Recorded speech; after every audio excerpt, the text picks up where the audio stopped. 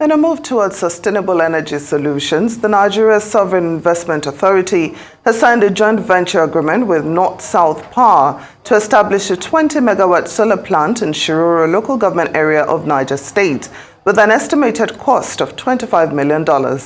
At a signing ceremony at the presidential villa, Vice President Kashim Shettima expressed confidence in Nigeria's energy transition journey, highlighting the project's role in enhancing power supply and driving economic growth. The initiative aims to contribute 300 megawatts of solar energy in the country in the next 3 years, beginning with this first phase of 20 megawatts to be completed in 9 months. Arise Business Anchor Boason Omofaye joins us now. Boason, thank you so much for joining us on Newsday. Good afternoon. Well, South Africa's consumer inflation rose for the second month in a row. What more can you tell us about that? I think there's a whole lot to South Africa's inflation, and I just was speaking yesterday evening on a Rise Exchange to one of the fund managers in South Africa who's now investing in a 6 billion rand bottled water program, bottled water business in South Africa. Look, the problem with South Africa is beginning to pop up one after the other. First, it was electricity over the last 2 years with Eskom, corruption, the stealing of his facilities and power assets and things like that. Then, of course, you had the musical chair of changing CEOs almost every other month. And while that is being resolved and all of that and being worked upon, you've got the Transnet, which is the logistics and rail infrastructure behemoth, which is a state-owned, totally owned state infrastructure logistic company in South Africa, with the whole delays at some of the major seaports in South Africa, which of course now is proving very not so good for business. If you look at the number of ocean-going vessels avoiding the Suez Canal and the Red Sea and what have you, and they could just use a number of seaports in Africa, but we don't have the capacity to hold these vessels. That's on the second point. Then you now come about water, which is the Rand Water just announced yesterday morning that is likely going to go into liquidation. Things says it's going to be a total collapse because big areas such as the Gauteng area in South Africa is very short of water. There's no access, there's no potable water available. So what we're used to in a place like Nigeria, what you call bottled water, the type that you have under your table here, both of you, and then you've got the water dispensers of which you have to refill and what of you, and I don't want to mention any particular brand name, are all becoming common now in South Africa. They're not used to this before because the utilities were up to the table when it comes to whether they're providing electricity or providing water. Now, with lack of electricity, outages and economies and businesses suffering from that, folks now had to deal with going around with bottled water.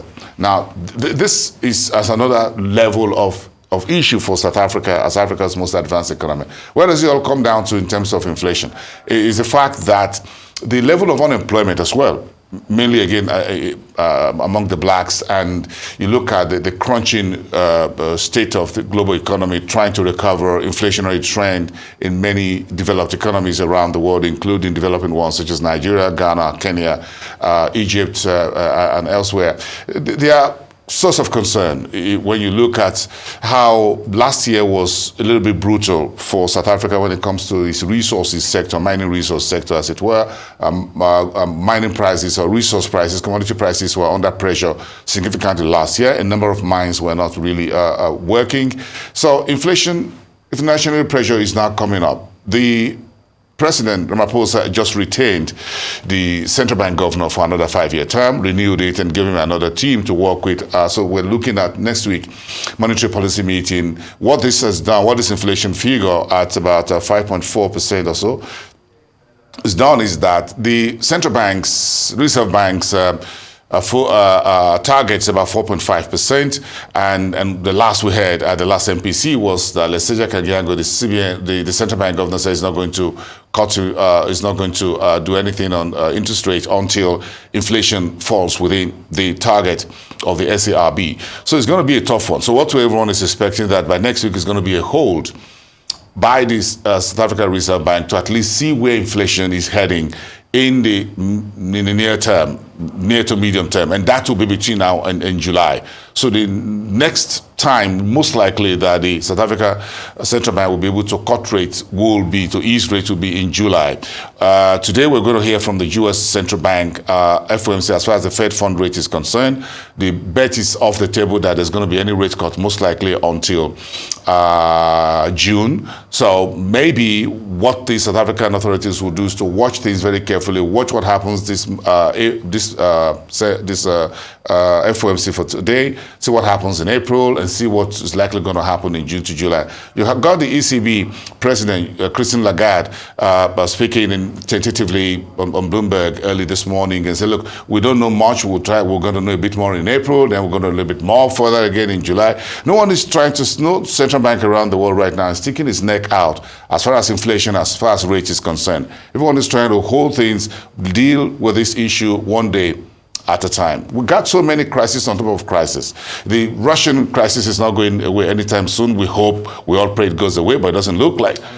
President Putin just won another election, technically won another election massively. So it looks like he's not going anywhere anytime soon. Netanyahu is not looking, there's no retreat, no surrender as far as he's concerned with the whole horrific issues in Gaza, whether it's going to go into Rafah and what have you. You got the U.S. elections coming through with Donald Trump back on the sandbox, firing across, firing on all shots from all fast years. So modeling up the whole place as usual. So we've got a whole lot of geopolitical tensions and all that to deal with right now. So we've got to hold on. Inflation is not going anywhere yet. We've got to watch it. But for this very little gentle move in South Africa, it's a whole lot for Africa's most advanced economy, and they have to deal with it. The world is a mess. Oh, by the way, then you've got the drought and the climate change. I'm sure you just saw that on tape. Of course. Now, we've got to pay more attention to this, because even in the U.S., the crops in the U.S. are getting to suffer from the very hot weather. Now, you've got this in Zimbabwe, in Zambia, in South Africa. The French are El Nino, protesting. Yes. So we've got to focus on and this is where inflation will become a more difficult issue. When you look at Southern Africa, from Zimbabwe, Zambia, Malawi, South Africa, these are countries with very rich agricultural sector. And when agriculture and food insecurity becomes a problem because of climate change, El Nino, whatever you call it, then you've got to put a whole lot more pressure on consumers' pockets, spending, and what have you. So it's a very tough time right now there. And we just hope that things just ease one way or the other. Let's have some rain. Something has to give, or we just adjust to it. But let's talk about, let's move further north to Egypt. There's the World Bank Group about to provide over $6 billion, I believe, to Egypt. What do you make of this? Well, I'm going to say this very carefully. It's a party time, or times of good news for Egypt, by the way. President El-Sisi have shown how politically central he is to global politics. So everyone is coming in with money on the table for President El-Sisi's administration. He's gotten the support of the World Bank. IMF is raising the deal. Got news overnight that the EBR, the European Bank for Reconstruction and Development, and the IMF is going to expand the portfolio of what they've promised Cairo by additional $1 billion over the next 3 years. The EU is putting about $8 billion on the table. The World Bank is putting about $8 billion on the table. Then you've got the Saudi Arabia and the UAE, two of his greatest friends, Egypt's big friends and partners in the Middle East, also putting some money on the table. So the whole tally, and I was just trying to do a bit of a tally, the initial figure we have was that everything will come to about 20 billion.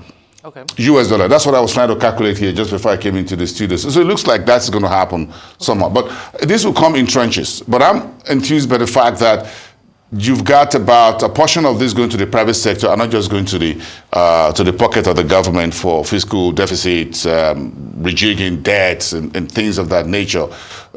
Egypt has also done something very recently to woo international investors, especially friends within the Arab world, with the issuance of dollar-denominated securitized papers. That also opened the way for a portfolio, what you call the hot money, in a manner of speaking, coming to the market. That seems to be fizzing out a little bit right now. Over the last few sessions, when you look at the stock market, they rallied very strongly last week, but that's beginning to taper off this week. I saw about roughly 1.5%, almost 2% yesterday on the EGX, the main index aqueduct. So looks like that is fizzling out. Folks are now waiting to see when will the real money come in. We've seen so much promises and pledges on paper. Could you please sign the check and let me have it?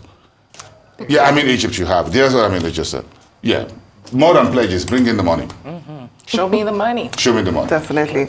Well, Arise Business Anchor, Boason Omofaye, thank you so much for joining us on News Day. My pleasure. Appreciate it.